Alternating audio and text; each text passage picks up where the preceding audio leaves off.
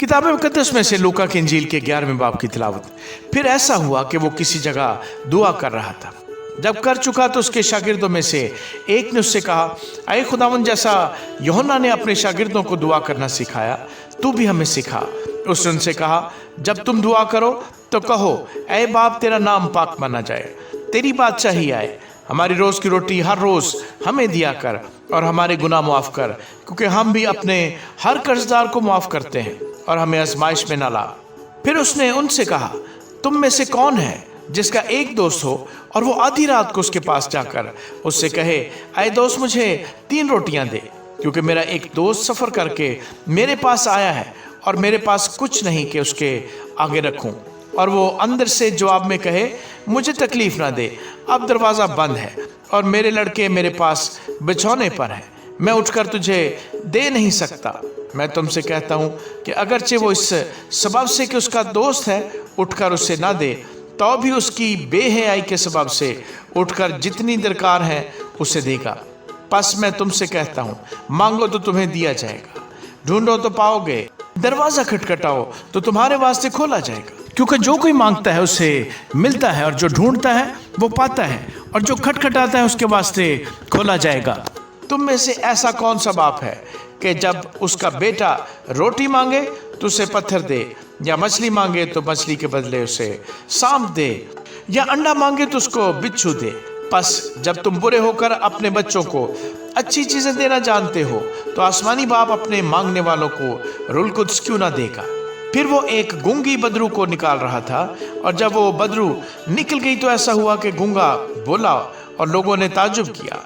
लेकिन उनमें से बाज ने कहा, ये तो बदरूहों के सरदार बालज़बूल की मदद से बदरूहों को निकालता है। बाज और लोग आजमाइश के लिए उससे एक आसमानी निशान तलब करने लगे, मगर उसने उनके ख्यालात को जानकर उनसे कहा, जिस सल्तनत में फूट पड़े वो वीरान हो जाती है, और जिस घर में फूट पड़े वो बर्बाद हो जाता है। और अगर शैतान भी अपना मुखालिफ हो जाए तो उसकी सल्तनत किस तरह कायम रहेगी। क्योंकि तुम मेरी बाबत कहते हो कि ये बदरूहों को बालज़बूल की मदद से निकालता है, और अगर मैं बदरूहों को बालज़बूल की मदद से निकालता हूँ तो तुम्हारे बेटे किसकी मदद से निकालते हैं? बस वही तुम्हारे मुंसिफ होंगे। लेकिन अगर मैं बदरूहों को खुदा की कुदरत से निकालता हूँ तो खुदा की बादशाही तुम्हारे पास आ पहुँची। जब जोरावर आदमी हथियार बांधे हुए अपनी हवेली की रखवाली करता है तो उसका माल महफूज रहता है, लेकिन जब उससे कोई जोरावर हमला करके उस पर गालिब आता है तो उसके सब हथियार जिन पर उसका भरोसा था छीन लेता और उसका माल लूट कर बांट देता है। जो मेरी तरफ नहीं वो मेरे खिलाफ है, और जो मेरे साथ जमा नहीं करता वो बखेरता है। जब नापाक रूह आदमी में से निकलती है तो सूखे मकामों में आराम ढूंढती फिरती है, और जब नहीं पाती तो कहती है कि मैं अपने उसी घर में लौट जाऊंगी जैसे निकली हूँ, और आकर उसे झड़ा हुआ और आरास्ता पाती है। फिर जाकर और 7 रूहें अपने से बुरी हमरा ले आती है, और वो उसमें दाखिल होकर वहाँ बसती हैं, और उस आदमी का पिछला हाल पहले से भी खराब हो जाता है। जब वो ये बातें कह रहा था तो ऐसा हुआ कि भीड़ में से एक औरत ने पुकार कर उससे कहा, मुबारक है वो पेट जिसमें तू रहा और वो छातियाँ जो तूने चूसी। उसने कहा, हाँ, मगर ज़्यादा मुबारक वो हैं जो खुदा का कलाम सुनते और उस पर अमल करते हैं। जब बड़ी भीड़ जमा होती जाती थी तो वो कहने लगा कि इस ज़माने के लोग बुरे हैं, वो निशान तलब करते हैं, मगर यूना के निशान के सिवा कोई और निशान उनको ना दिया जाएगा, क्योंकि जिस तरह यूना नैनवा के लोगों के लिए निशान ठहरा, उसी तरह इब्ने आदम भी इस ज़माने के लोगों के लिए ठहरेगा। दक्कन की मलका इस ज़माने के आदमियों के साथ अदालत के दिन उठकर उनको मुजरम ठहराएगी, क्योंकि वो दुनिया के किनारे से सुलेमान की हिकमत सुनने को आई, और देखो यहाँ वो है जो सुलेमान से भी बड़ा है। नैनवा के लोग इस ज़माने के लोगों के साथ अदालत के दिन खड़े होकर इनको मुजरम ठहराएंगे, क्योंकि उन्होंने यूना की मुनादी पर तौबा कर ली, और देखो यहाँ वो है जो यूना से भी बड़ा है। कोई शख्स चिराग जलाकर तहखाने में या पैमाने के नीचे नहीं रखता, बल्कि चिरागदान पर रखता है, ताकि अंदर आने वालों को रोशनी दिखाई दे। तेरे बदन का चिराग तेरी आँख है। जब तेरी आँख दुरुस्त है तो तेरा सारा बदन भी रोशन है, और जब खराब है तो तेरा बदन भी तारीक है। बस देखना जो रोशनी तुझ में है तारीकी तो नहीं। बस अगर तेरा सारा बदन रोशन हो اور کوئی حصہ تاریک نہ رہے تو وہ تمام ایسا روشن ہوگا جیسا اس وقت ہوتا ہے جب چراغ اپنی چمک سے تجھے روشن کرتا ہے۔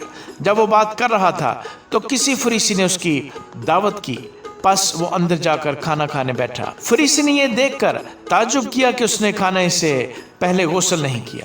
خداوند نے اس سے کہا، اے فریسی، تم پیالے اور رکابی کو اوپر سے تو صاف کرتے ہو، لیکن تمہارے اندر لوٹ اور بدی بھری ہے۔ اے نادانو، جس نے باہر کو بنایا، کیا اس نے اندر کو نہیں بنایا؟ ہاں، اندر کی چیزیں خیرات کر دو تو دیکھو سب کچھ تمہارے لیے پاک ہوگا۔